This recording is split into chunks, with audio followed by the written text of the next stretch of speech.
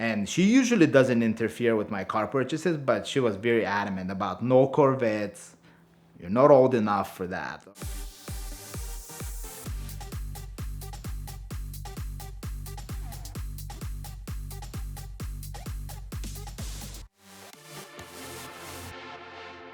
So back in 2012, we were online looking for E92 M3s. I came across a white one, competition package, that was in New York City. So me and my friend, I was like, well, let's fly to New York, check it out. If it's a nice car, we can just road trip it home.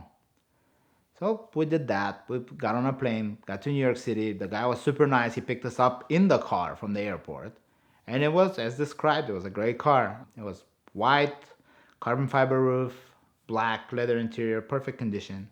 Quickest deal ever. We were literally done with paperwork and everything within an hour of arriving there. So we drove around New York and it was getting pretty late, around 11 p.m. And I was like, well, you want to hit Tail of the Dragon? So we put it in the navigation and I think it showed like 14 hours away.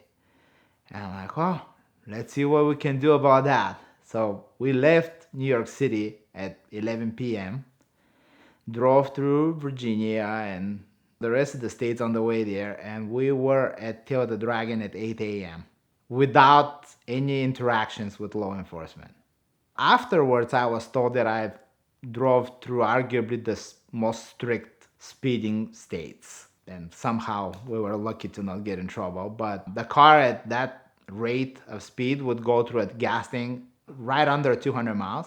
So what we'll do, we'll just change the driver's seats every gas tank and kind of continue at that rate. We get to Tail of the Dragon at 8 a.m., zero sleep. Both of us didn't sleep because the other person will keep the driver company going at that rate of speed. There was no sense of wasting time with sleep. We went to drive Tail of the Dragon. And it was around mid to late November. So there was no motorcycles. It was great. The road was pretty clear. There was a few car guys, but it was fantastic. So we're doing runs up and down the road. I was going towards the dam and I see a Maserati going the other way. And it seemed like the guy was doing pretty good pace. I'm like, well, let's turn around and chase him.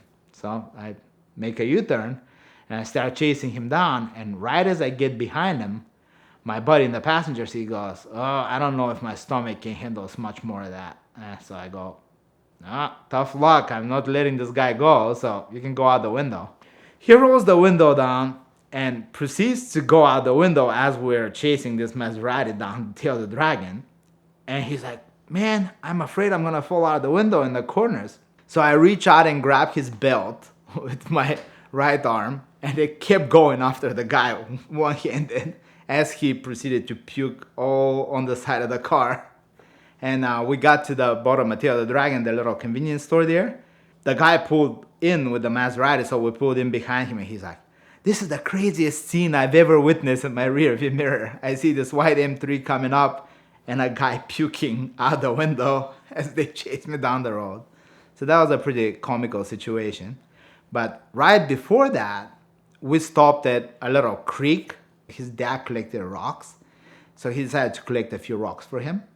So he put them in a bag in the trunk. Well, he didn't know that earlier that day from some little store, I bought some jam, some strawberry jam. And it was right next to the bag with rocks that he put in the trunk. And well, when we got back to Orlando, we opened the trunk and it was glass and strawberry jam everywhere. And the entire trunk was covered. So that was a pretty good story. I think I had it for about a year. That was kind of my attention span with cars, is about a year.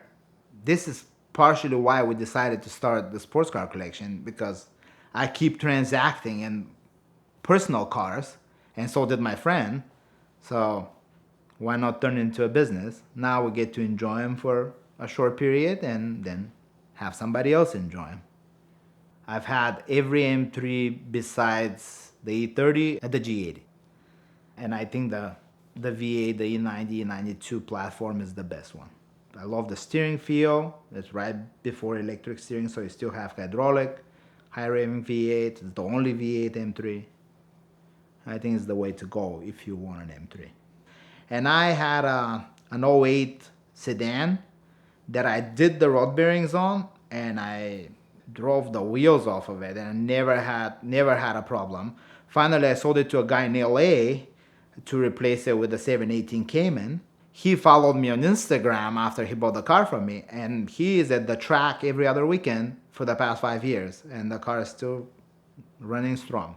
After I got rid of my E90, I replaced it with a new 718. I was employed by Porsche, so they had an employee purchase program that I couldn't resist. And honestly, overall, without modifications, it was probably one of the best cars I've ever had. It was fantastic. You could drive it to the track, beat on it all day, and drive it home. And it never skipped a beat. It was a great car. With that being said, short attention span to cars, I found myself on the internet looking at cars one night with my wife next to me doing something else on her computer. And I was looking at Z06 Corvettes. So I looked at a yellow one and I kind of turned the computer towards her. I'm like, what do you think about that? And basically the response was, over my dead body, you're bringing a Corvette home. And she usually doesn't interfere with my car purchases, but she was very adamant about no Corvettes. You're not old enough for that, or whatever. For some reason, she didn't like them, right? So then I'm like, well, let's look at something else. And in my head, I'm like, well, I had two Polestar cards, a Countach and a Viper. Countach's out of my price range. Let's look at a Viper. So I went on the internet and I found a blue 2006 coupe that was listed in Miami. It was blue with white stripes, so it was launch edition, number 50 of 200. It had 12,000 miles on it, and it looked fantastic. Whoever had it before that had the ACR wheels on it. It looked like it was lowered. I reached out to the dealership. It was a Mazda dealership, and the salesperson didn't know anything about it. Just knew that it was available, but that's it. We worked out a deal where I sold my 718 to the dealership I worked at. They did a wholesale transaction of the Viper to my dealership so we can run it as a trade. I got the tax credit. I ended up buying the Viper sight unseen and getting rid of my new Cayman for a Viper. I was very excited, stoked, because on paper it's a perfect car for me. No nannies, no traction control, rear wheel drive, big motor, perfect, right? Well, the car arrived about a week later and the whole dealership came out. It was a big event to watch it getting unloaded as the driver proceeded to rip the front bumper off of it as he rolled off the truck. So that was the first experience with the Viper. Well, anyways, bumpers are fixable. Basically what he said is, well, you're not going to pay me for the shipping, and he drove away. So that's how we ended that one. The body shop at the dealership I work for, they fixed it. It was an easy fix, no big deal. I get in the car as soon as it arrived, and I drove it probably a quarter mile up the street, and I realized it was a mistake. Basically, the car felt unfinished. I felt like halfway done, they were like, oh, this will do. It was only 12,000 miles, and it would leak oil here, and then I'll fix it, and then it would start leaking here. It was like patching an old bucket. Another thing that surprised me about this car was the reputation of being a widow maker and all that. And it was kind of a sweetheart. It was kind of underwhelming to drive, honestly. It wasn't all that fast, and when it broke traction, it wasn't that difficult to catch. I think it's the guys that drive it, they like to have that persona that they're driving a dangerous car. It really wasn't that dangerous. It was kind of disappointing, honestly, in performance. And I have two dream cars, one that I aspire to have one day and one that I don't think I'll ever be able to have one day. Money no object is an F1 LM. The one that I hope to own one day is a Carrera GT.